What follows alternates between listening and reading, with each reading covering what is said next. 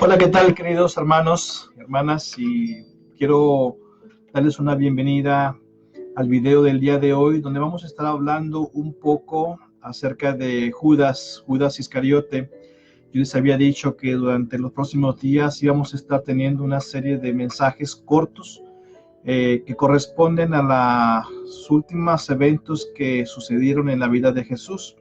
Quiero darles una bienvenida una vez más al video del día de hoy y les invito a que pues estén al pendiente, porque en los próximos días voy a estar haciendo otras cápsulas concernientes, como había dicho ya, acerca de los eventos que rodean la última etapa de nuestro Señor Jesucristo. Quiero que me acompañen, hermanos míos, al libro de Juan, capítulo 18, y voy a leer capítulo 18, versículo 1 en adelante. Vamos a estar por allí leyendo Juan capítulo 18, versículo 1 en adelante. Dice la palabra de Dios así: habiendo dicho Jesús estas cosas, salió con sus discípulos al otro lado del torrente de Cedrón, donde había un huerto, en el cual entró con sus discípulos. Y también Judas, el que le entregaba, conocía aquel lugar, porque muchas veces Jesús se había reunido allí con sus discípulos. Judas, pues, tomando una compañía de soldados y alguaciles de los principales sacerdotes y de los fariseos, fue allí con linternas y antorchas y con armas. Pero Jesús, sabiendo todas las cosas que le habían de sobrevenir, se adelantó y les dijo: ¿a quién buscáis?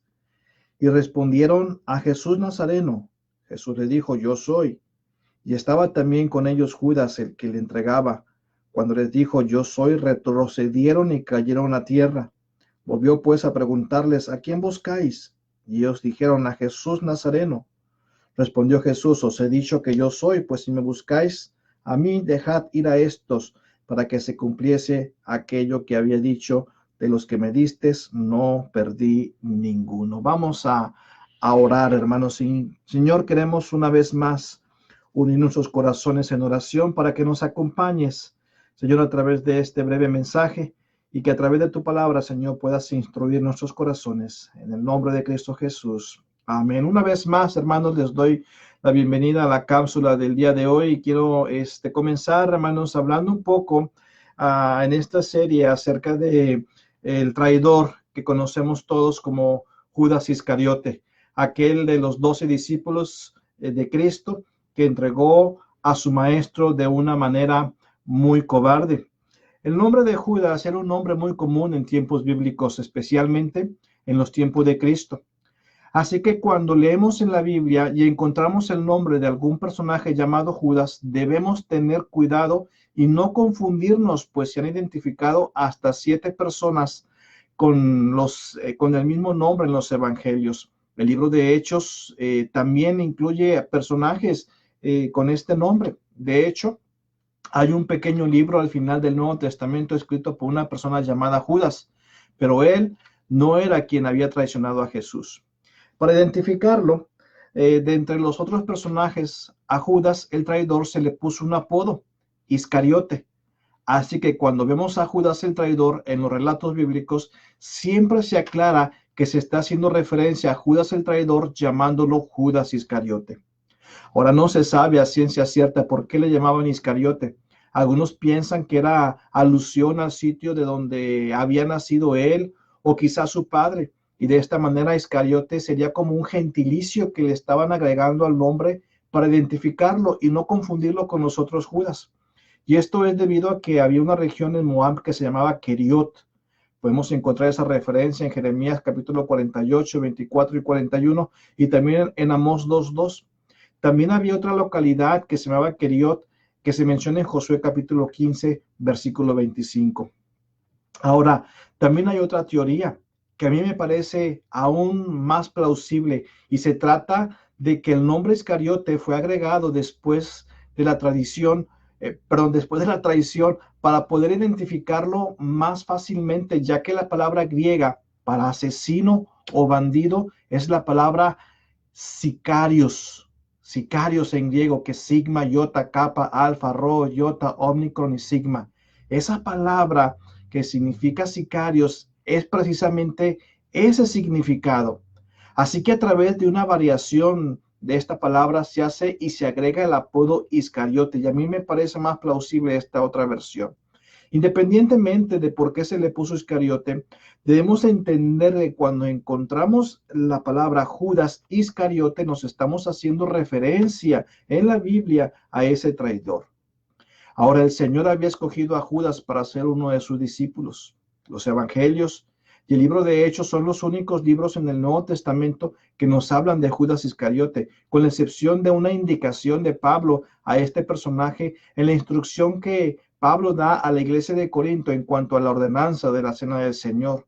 Por ejemplo, vemos en 1 Corintios 11:23, cuando Pablo dijo, porque yo recibí del Señor lo que también os he enseñado, que el Señor Jesús, la noche que fue entregado, tomó pan. Ahora, algo interesante de notar es que en la lista de los 12 apóstoles, de los cuales Judas era uno, encontramos en los evangelios sinópticos que siempre se coloca el nombre de Judas al final de los 12 en esa lista. Por ejemplo, en Mateo capítulo 10, versículo 2 al 4 dice así, los nombres de los 12 apóstoles son estos. Primero, Simón llamado Pedro, y Andrés su hermano, Jacobo hijo de Zebedeo y Juan su hermano, Felipe, Bartolomé, Tomás, Mateo el publicano, Jacobo hijo de Alfeo, Lebeo por sobrenombre Tadeo, Simón el cananista, y leemos al final de la lista, y Judas Iscariote, el que también le entregó. Esta lista también la podemos encontrar en pasajes paralelos como en Marcos capítulo 3 y en Lucas capítulo 6. Y así como lo vimos en Mateo, siempre se menciona a Judas Iscariote al final. Por otro lado, Juan nos relata un pasaje muy interesante, quise decir. Durante uno de los encuentros que el Señor tuvo con los fariseos, los cuales se habían sentido ofendidos por las enseñanzas de Jesús, a tal punto que aquellas multitudes que le seguían empezaron a desertarlo, cuando aquella gente, ofendida por las palabras de Jesús, se estaban alejando, el Señor voltea y mira a sus 12 discípulos y los confronta. Sin duda alguna, esa confrontación era como para darle una oportunidad más a Judas para haberse retirado del grupo de los 12. Pero leamos el pasaje para que sea un poco más claro allá en Juan capítulo 6, versículos 66 al 21. Dice así, desde entonces muchos de sus discípulos volvieron atrás y ya no andaban con él. Dijo entonces Jesús a los 12, ¿queréis acaso iros también vosotros? Pero mire el versículo 68, dice, le respondió Simón Pedro, Señor, ¿a quién iremos? Tú tienes palabras de vida eterna, y nosotros hemos creído y conocemos que tú eres el Cristo, el Hijo del Dios viviente. Y Jesús le respondió, ¿no os he escogido yo a vosotros los 12, y uno de vosotros es diablo? Hablaba de Judas Iscariote, hijo de Simón, porque este era el que le iba a entregar y era uno de los 12. Interesante es que después de este evento, Judas Iscariote siguió siendo parte del grupo de los 12. Tomemos en cuenta algo. El pueblo de Israel había estado esperando a su Mesías por muchos años, de que se había profetizado en todas las escrituras. El pueblo había salido desde el cautiverio babilónico, y desde entonces muchas de las profecías se habían centrado en el regreso del Mesías, que se sentaría en el trono de Israel. Después del regreso de Babilonia, se habían reconstruido los muros de la santa ciudad, la ciudad en sí, y sobre todo se habían enfocado en la reconstrucción del templo en Jerusalén. Ellos nunca habían logrado una independencia total. Después del cautiverio, el pueblo de Israel había estado bajo los medos persas, y después de los medos persas estuvieron bajo los griegos, y aunque por un breve tiempo, en tiempos de los macabeos, obtuvieron una breve independencia como estado, la inestabilidad política hizo que recurrieran a ayuda por los romanos para estabilizar algunas cuestiones políticas y militares que habían estado afectando esa breve y frágil independencia que habían logrado con bastante dificultad. Así que desde entonces los romanos habían estado al mando y cuidado de todo lo concerniente a cuestiones políticas en Israel, y los judíos habían perdido aquella breve soberana independencia que habían logrado en los tiempos de los macabeos. Ahora, cuando Cristo entra a la escena, Él llega como el rey de los judíos. Así que los patriotas e independentistas del pueblo de Israel Vieron en Jesús como aquel caudillo que podía darles de una vez por todas la independencia, formando así a Israel como un reino, como un estado independiente, con Jesús como su rey.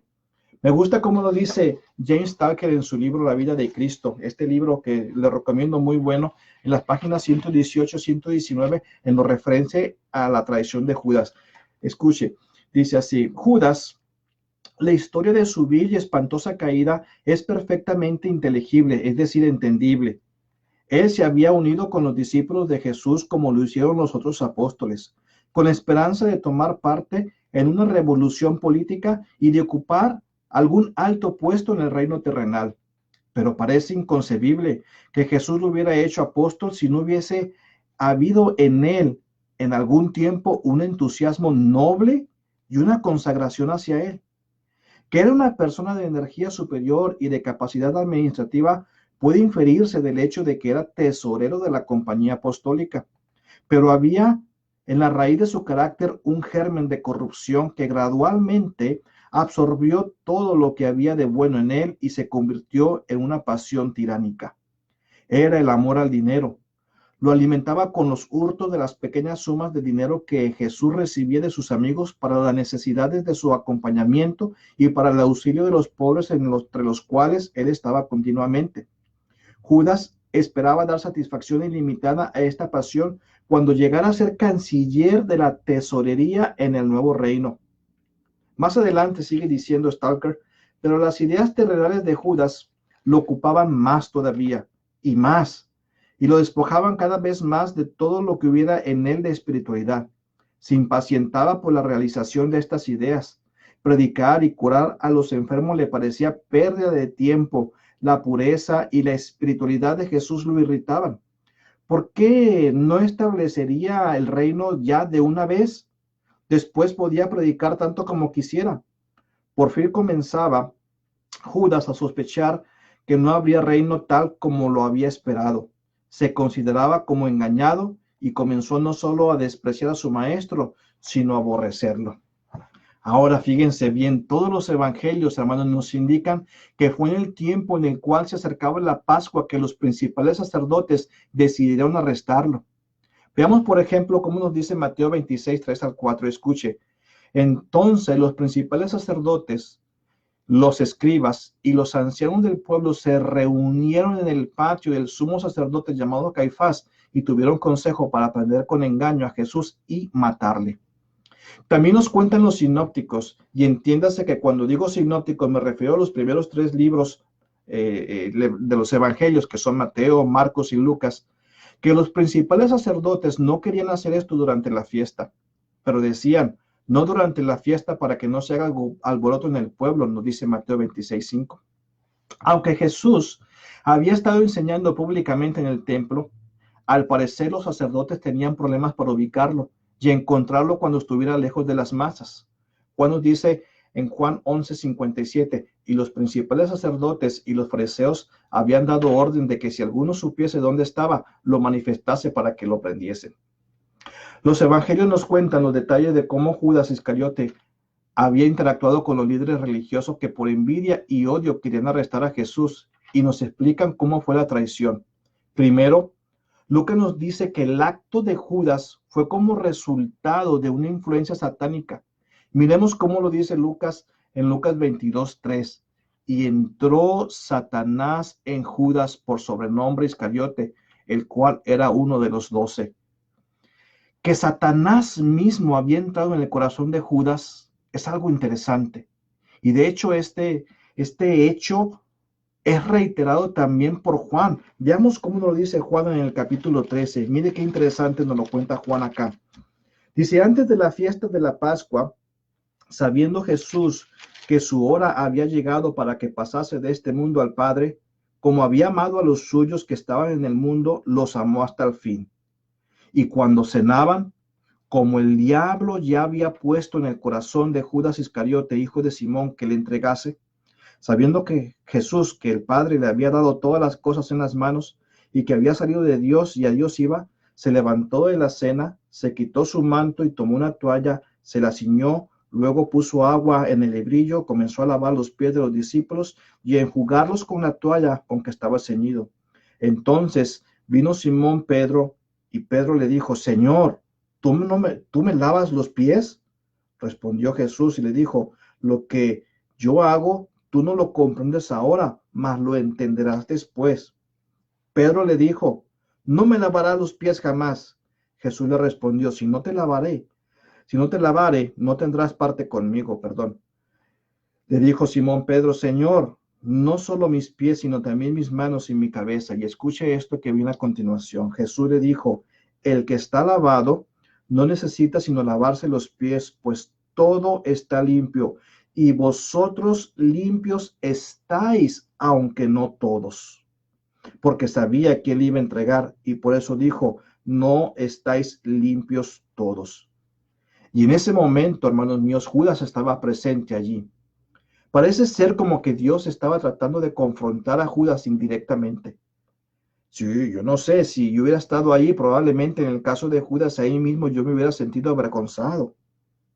Seguimos leyendo. Más adelante en el versículo 21, dice, habiendo dicho esto, Jesús se conmovió en espíritu y declaró, de cierto os digo que uno de vosotros me va a entregar. Entonces los discípulos se miraban unos a otros dudando de quién hablaba. Y uno de sus discípulos, al cual Jesús amaba, estando recostado al lado de Jesús, a este pues hizo señas Simón Pedro para que preguntase quién era aquel de quien hablaba. Él entonces recostado cerca del pecho de Jesús le dijo, Señor, ¿quién es? Respondiendo Jesús, a quien yo diera el pan mojado, aquel es, y mojando el pan lo dio a Judas Iscariote, hijo de Simón. Y después del bocado, Satanás entró en él. Entonces Jesús le dijo, lo que vas a hacer, hazlo más pronto. En otro lado, Mateo nos dice que Judas Iscariote había tomado de los sacerdotes 30 piezas de plata para delatar al maestro. Y desde aquel momento, Judas solo buscaba una oportunidad para entregar a Jesús. Veamos cómo nos lo cuenta Lucas. Dice así, y este fue y habló con los principales sacerdotes y con los jefes de la guardia de cómo se lo entregaría. Ellos se alegraron y convinieron en darle dinero, y se comprometió y buscaba una oportunidad para entregárselo a espaldas del pueblo. Leí Lucas 22, 4 al 6. El Evangelio de Juan no nos cuenta la interacción que Judas hizo con los líderes religiosos, pero sí nos dice cómo fue el arresto de Jesús, tal como lo vimos ya en el pasaje que leímos al principio. Ahora, algo interesante allí en ese pasaje que vimos al principio de Juan capítulo 18, es una pregunta que el Señor hace a Judas. Pero veámoslos cómo nos lo cuenta Mateo. Porque mire, en los hipnóticos se nos dice que Judas había dado una señal a los oficiales para que reconocieran quién era Jesús. La señal, un beso en la mejilla. Veamos este encuentro de Judas y los oficiales con Jesús, tal y como nos lo cuenta Mateo, y veremos este otro dato interesante. Dice Mateo 26, 47 al 50. Mientras todavía hablaba, vino Judas, uno de los 12, y con él mucha gente con espadas y palos de parte de los principales sacerdotes y de los ancianos del pueblo. Y el que le entregaba les había dado señal diciendo, al que yo besare, ese es, prendedle. Y enseguida se acercó a Jesús y dijo, salve maestro, y le besó. Y note por favor esto. Y Jesús le dijo a Judas, obviamente, amigo, ¿a qué vienes? Entonces se acercaron y le echaron mano a Jesús y le prendieron. Ahora, hermanos, a mi parecer, la pregunta que Jesús le hace a Judas cuando le dijo, ¿a qué vienes, amigo? Es como una última oportunidad que Dios le estaba dando a Judas para arrepentirse por su acto. Judas bien pudiera haber confesado su pecado en ese momento y pedir perdón en ese mismo preciso momento. Conocemos que la naturaleza divina de Dios, llena de gracia y de verdad, hubiera perdonado el pecado de Judas, pero eso no fue así. Mateo, de todos los evangelios, es el único que nos habla de remordimiento en Judas. Una vez que los oficiales se habían entregado a Jesús al gobierno romano para ser crucificado, Judas sintió el error que había cometido. Entonces Judas, dijo Mateo, el que le había entregado, viendo que era condenado, devolvió arrepentido las 30 piezas de plata a los principales sacerdotes y a los ancianos, diciendo, yo he pecado entregando sangre inocente. Mas ellos dijeron, ¿qué nos importa a nosotros? Allá tú. Ahora, que el arrepentimiento que se menciona ahí en Mateo, en la vida de Judas, sea un arrepentimiento para salvación es cuestionable, debido a que hay varios factores. Primero, si él se hubiera arrepentido verdaderamente y de corazón, él hubiese llegado hasta los pies de quien pudiera haber hecho algo al respecto.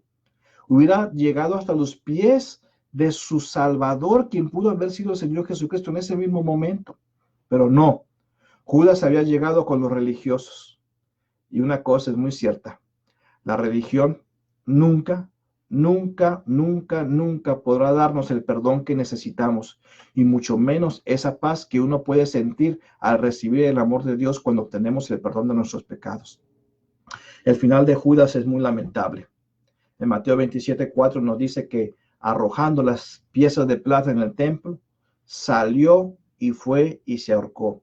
Incluso más adelante en el libro de Hechos se nos da otro dato muy interesante de la muerte de Judas. Y es que la soga en la que él se había ahorcado se rompió y su cuerpo cayó estrellándose en las rocas que había abajo. Miremoslo acá en Hechos capítulo 1, versículos 18 y 19. Dice, pues con el salario de su iniquidad adquirió un campo y cayendo de cabeza se reventó por la mitad y todas sus entrañas se derramaron. Y fue notorio a todos los habitantes de Jerusalén de tal manera que el campo se llama en su propia lengua Acedalma, que quiere decir campo de sangre. Los textos en todos los evangelios nos dicen claramente que los discípulos, los 11 apóstoles, nunca se dieron cuenta de las verdaderas intenciones de Judas Iscariote. Él había guardado y escondido sus verdaderas intenciones muy dentro de su corazón.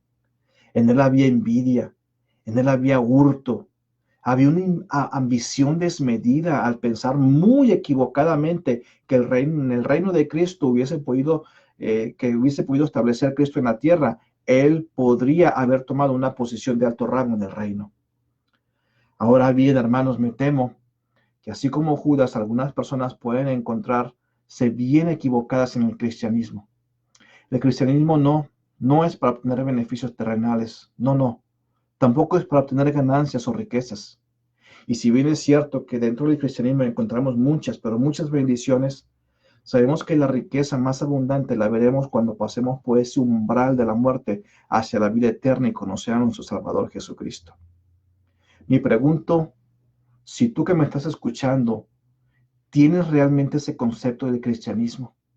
O quizás tengas el concepto equivocado, tal como Judas estaba equivocado. Y me gustaría preguntarte, ¿por qué sigues a Jesús si es que lo estás siguiendo? Me pregunto si tú que me estás escuchando, si realmente has venido a Cristo en arrepentimiento. No estoy hablando de venir a una religión. Ya vimos cómo Judas fue con los religiosos, pero no consiguió nada. Pero sí una decepción que le llevó a tomar la decisión de quitarse la vida. ¿Sabes? Cuando uno invita a Cristo a nuestra vida y recibe al Señor como su Salvador, Satanás no tiene cabida en el corazón. Por el contrario, hay un cambio muy grande. Judas tuvo varias oportunidades para abrir su corazón a Cristo en arrepentimiento verdadero, pero lejos de hacerlo, él mejor cerró su corazón, pero decidió abrírselo a Satanás y traicionar a su Mesías. No, mi hermano, mi querido amigo o amiga que me estás escuchando, no importa lo bien que te comportas externamente. Judas pudo disfrazar muy bien sus intenciones. Puedes estar como lo hizo Judas entre verdaderos discípulos, imitar lo que ellos hacen, copiar su comportamiento, incluso hablar como ellos mismos hablan. Pero si no tienes a Cristo en tu corazón, el final de tu vida será lamentable.